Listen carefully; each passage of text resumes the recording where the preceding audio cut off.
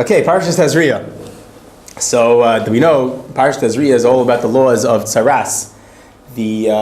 An observation that almost everyone makes when reading Parshat Tazria is it's amazing how many details the Torah gives to the laws of tsaras.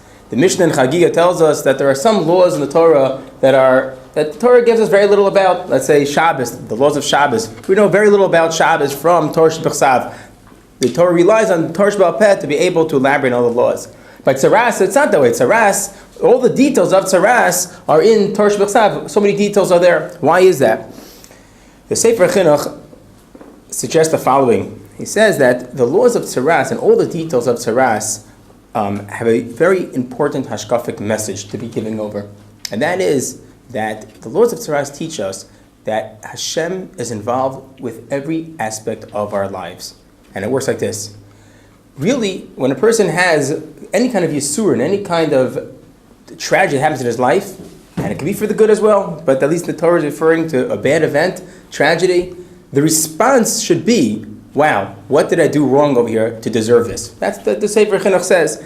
And a person should realize how much Hashem is intimately involved with every aspect of his life. If something bad is happening, he must have done something wrong. And now he's expected to do teshuvah. And all the laws of tsaras that are being taught over here are the details of how Hashem is involved in our lives. And the response is to try to be mefashpish b'masav. The Gemara Bracha says when a person gets yisurin, he should search himself to see, examine himself to see what he's doing wrong and do teshuvah. The Torah tells us that a person needs to go into solitude for a week or two to see if the tsaras is going to grow. Now, at first glance, if we would take the laws of tsaras from a very medical perspective, we would say, sure, he needs to go into solitude to see if the tsaras is going to grow, to see if it's really contagious. But the Sefer Chinuch says that's not what it's about. It's about giving the guy a chance to do an initial teshuvah. And perhaps during that week, he can do enough teshuvah to be able to remove the tsaras.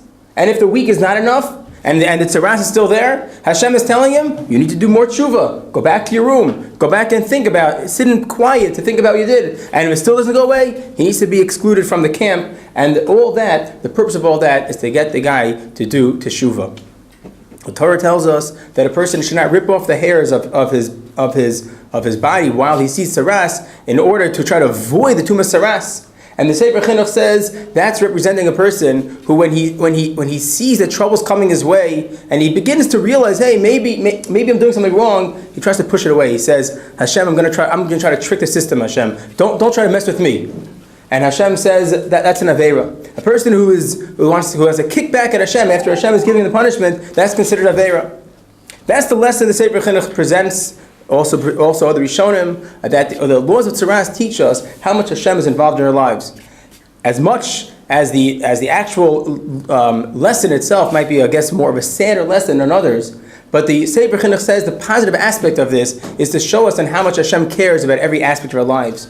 The Rabbi Yehuda Levi writes in the Kuzari that what the tsaras is doing is it's showing us that the Shekhinah is beginning to depart from a person's body, which is why the color changes slightly. The color changes because a person had a lot of ruchnius in his life, and now as the ruchnius leaves, the skin color changes. The positive flip side of all this is how much Hashem wants to have a relationship with us, how much Hashem wants to be with us, and He therefore creates this simanim within the natural world to be able to realize, hey, Hashem is leaving us, but Hashem wants us to come back to Him. So hope we all take this message to heart and to be able to interpret the events of our lives properly and to be able to come close to Hashem in the way that He wants to come close with us.